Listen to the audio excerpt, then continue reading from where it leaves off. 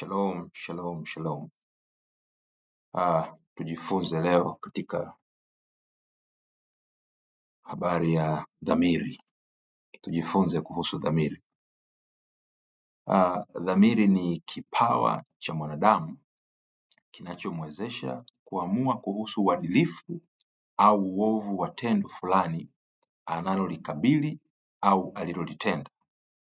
Dhamiri ni kipawa cha mwanadamu kinachomwezesha kuamua kuhusu uadilifu au uovu wa tendo fulani analolikabili au alilolitenda. Dhamiri daima humsukuma mtu kutenda lililo jema au kutenda lililo adilifu na kukwepa lililo baya au ovu. Katika hali ya kawaida, dhamiri aliyoumbiwa mwanadamu humsukuma kutenda mema tu. Hapo nisisitize, mwanadamu aliumbwa kutenda mema. Mwanadamu anapotenda mema hatakiwi kusifiwa, kwa kuwa hiyo ndiyo sifa yake. Mwanadamu anapotenda mabaya, tunatakiwa kushangaa, kwa kuwa hiyo siyo sifa yake. Katika hali ya kawaida, ukitenda mema ni wajibu wako. Usifikiri ukitenda wema unatakiwa kusifiwa. Hapana. Ukitenda mema au ukitenda wema wa aina yoyote ile, hautakiwi kusifiwa, kwa sababu ni wajibu wako kutenda mema. Hivyo ndivyo ulivyoumbwa. Isipokuwa shetani amemsababisha mwanadamu kutenda mabaya. Kwa hivyo tunapaswa tu kukosoa na kusahihisha yale mabaya, kwa kuwa hatukuumbwa kutenda hayo. Na tunapaswa tu kuelewa ya kuwa kutenda mema ni wajibu wetu. Ndivyo tulivyoumbwa. Hatutakiwi kushangaa mtu kutenda mema, lakini tunatakiwa kushangaa mtu kutenda mabaya. Dhamiri ni patakatifu pa mtu, ni mahali patakatifu pa mtu, mahali ambapo mtu anabaki peke yake na Mungu. Dhamiri ni mahali ambapo mtu anabaki peke yake na Mungu, ni mahali patakatifu pa mtu, mahali ambapo Mungu anakutana na mwanadamu.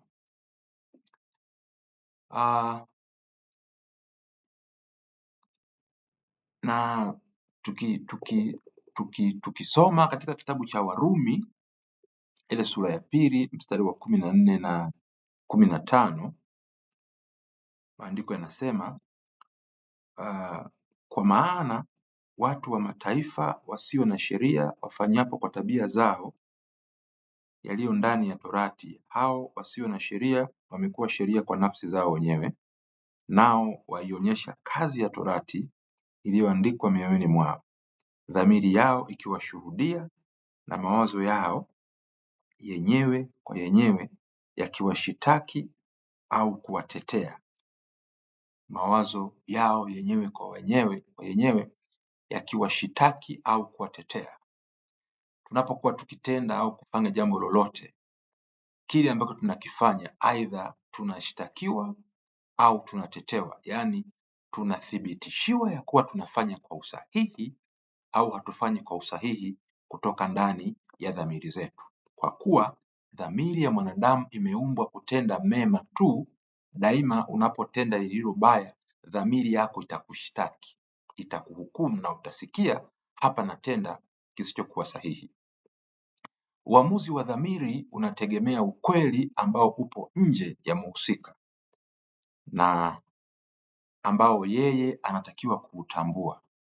Yaani uamuzi wa dhamiri, yaani kutenda kabla sijatenda jambo, yale maamuzi yangu kabla ya kutoa maamuzi, maana yake nitarejea au nitaisikia dhamiri, mahali pangu patakatifu, mahali ambapo Mungu anakutana na mimi. Kwa hivyo ili nitoe maamuzi, dhamiri inapokea mambo kutoka nje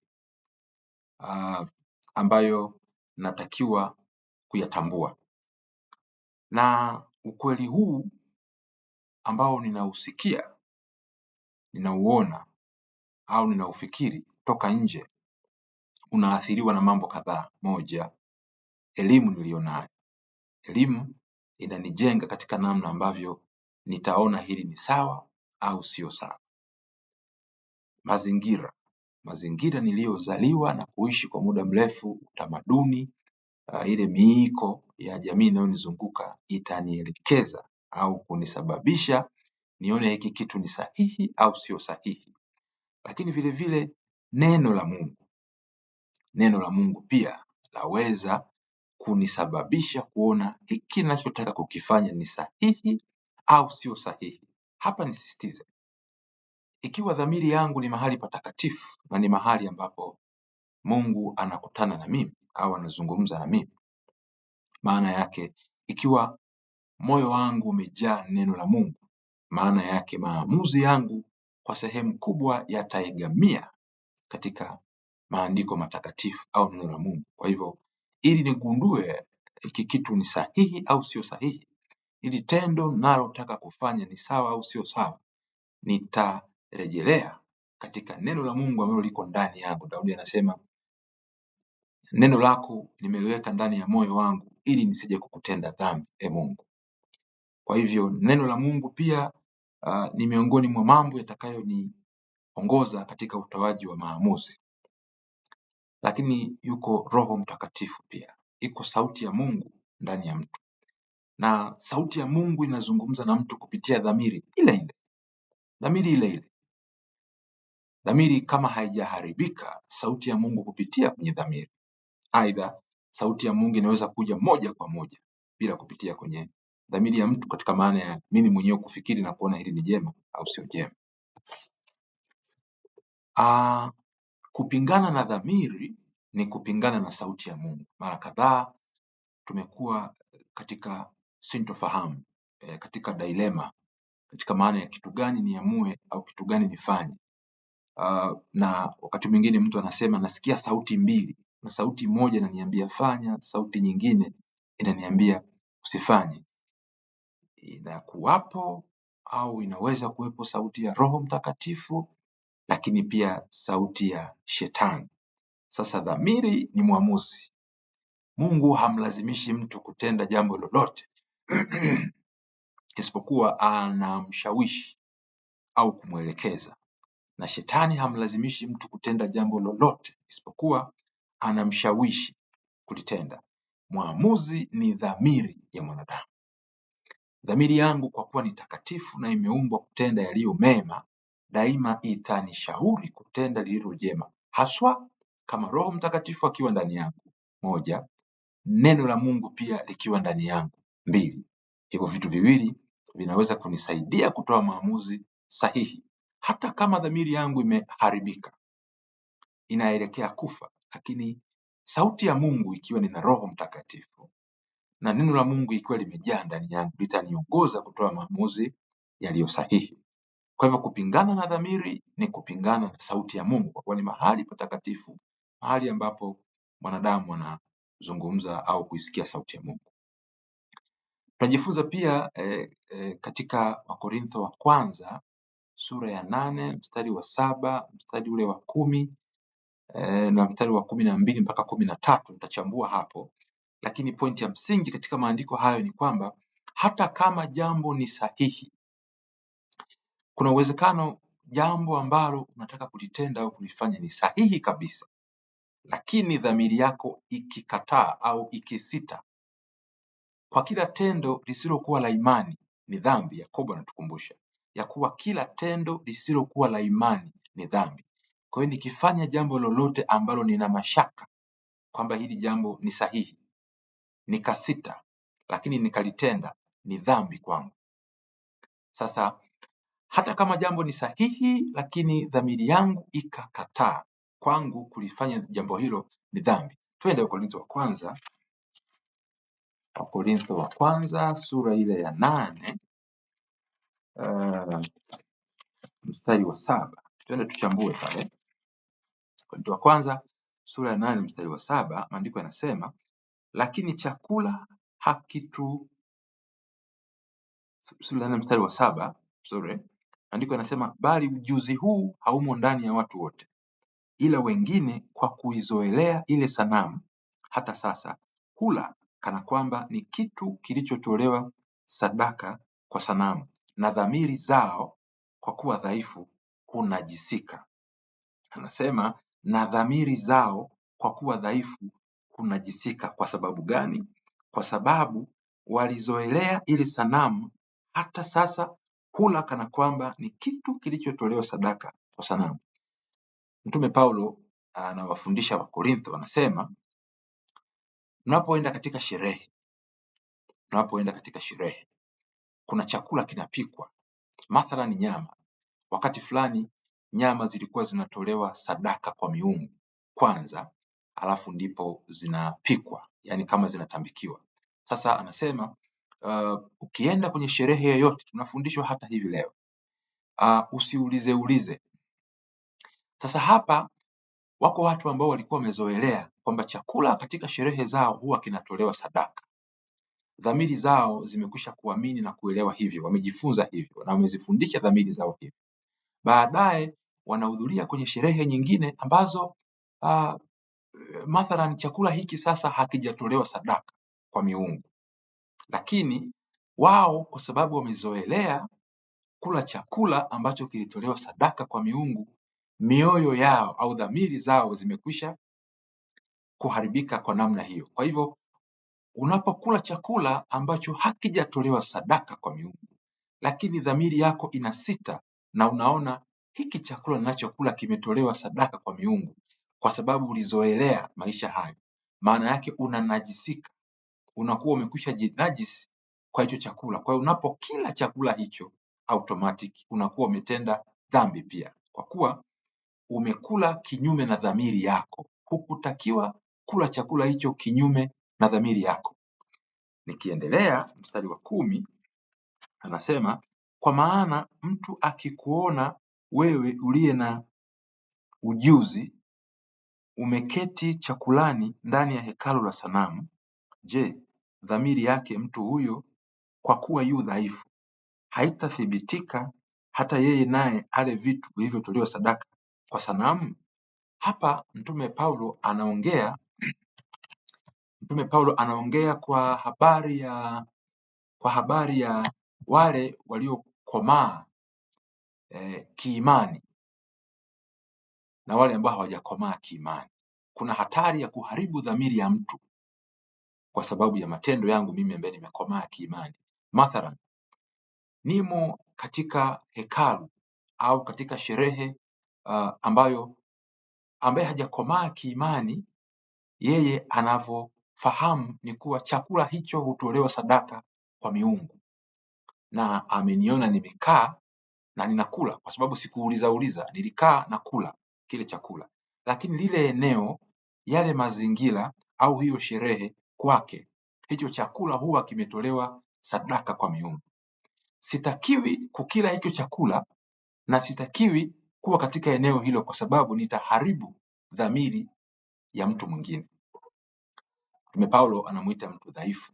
Kwa hivyo nitaharibu dhamiri ya mtu huyu dhaifu kwa sababu bado hajakomaa kiimani. Kwa hivyo hata mazingira nayokula chakula, haijalishi hakijatolewa sadaka kwa sanamu, lakini ikiwa aina ya sherehe hiyo niliyohudhuria au aina ya chakula au mahali napokila chakula hicho, kwa mwingine huamini kwamba eneo hilo au chakula hicho au mahali hapo pana uhusiano na kafara au sadaka katika miungu mingine, sitakiwi kukila au kukaa hapo, kwa sababu nitaharibu dhamiri ya huyu mwingine, na hivyo nitamfanya kuamini ya kuwa chakula kilichotolewa sadaka kwa miungu au chakula kilichozindikwa ni sahihi kukitumia. Tuendelee pale mstari wa 12 mpaka 13. Maandiko yanasema, hivyo mkiwatenda dhambi ndugu zenu na kuitia jeraha dhamiri iliyo dhaifu, mnamtenda dhambi Kristo. Kwa hiyo chakula kikimkwaza ndugu yangu, hakika sitakula nyama hata milele, nisije nikamkwaza ndugu yangu. Kitendo kile chakula katika eneo ambalo huyu mdhaifu wa imani anaamini ni chakula kimetolewa sadaka kwa miungu au kafara, maana yake nitaharibu dhamiri yake, na hivyo nakuwa nimetenda dhambi mbele za Mungu. Hiyo ni moja. Lakini mbili, Mtume Paulo anasema na anatufundisha pia, ikiwa kula chakula cha aina yeyote kitaharibu dhamiri ya mtu mwingine dhaifu akiniona, basi nitaacha kula chakula hicho akiwa ananiona, kwa ajili ya dhamiri yake. Sio kwamba kukila ni dhambi, lakini kwa ajili ya dhamiri yake. Mtume Paulo anasema hakika sitakula nyama hata milele, nisije nikamkwaza ndugu yangu kama chakula kitamkwaza. Kwa hivyo Mtume Paulo anaonekana kuwa makini na kutokuharibu dhamiri ya mtu mwingine, kwa maana ya kumkwaza ikiwa yeye hafurahii mtu kula nyama. Hii inanifundisha ya kwamba mara kadhaa tunaweza kuwa katikati ya watu ambao hawatumii nyama kabisa, na napokuwa katikati yao, maana yake kwa ajili ya dhamiri zao sitakiwi kutumia nyama, hasa kwa jamii ya waaminio. Yeye kwake anaona ni kitu kisichokuwa sahihi. Kwa hivyo ili nisiharibu dhamiri yake, basi sitakula nyama. Mtume Paulo anasema hata milele. Lakini vile vile usifuatilie sana jambo kama ni jema, usije ukaibadili dhamiri yako na baadaye ikawa dhambi kwako kulifanya. Yaani dhambi inakuja kutokea baada ya mimi kwenda kinyume na dhamiri yangu. Sitakiwi kusita. Napoenda kinyume na dhamiri yangu, nakuwa nimetenda dhambi. Kwa hivyo jambo laweza kuwa sahihi au fasaha, lakini kwa kufuatilia, kwa kuchunguza na kuuliza sana, nikajikuta nina sita, na kile kitendo cha kusita maana yake sitakiwi kulifanya au sitakiwi kutumia. Twende Wakorintho wa kwanza sura ile ya 10 mstari wa 25. Mstari wa 25 unasema hivi: lakini mtu akiwaambia kitu hiki kimetolewa kiwe sadaka, msile, kwa ajili yake yeye aliyeonyesha na kwa ajili ya dhamiri. Yaani kwa ajili yake aliyeniambia chakula hiki kimetolewa sadaka. Maana yake ni kila ataona kwamba mimi nimekula chakula ambacho kimetolewa sadaka kwa miungu, kwa hivyo ataona ni sawa. Lakini kwa dhamiri yangu nitakuwa nimetendea visivyo, nimeenda kinyume na dhamiri yangu, nimetenda dhambi kwa kula chakula ambacho kimetolewa sadaka kwa sanamu. Anaendelea anasema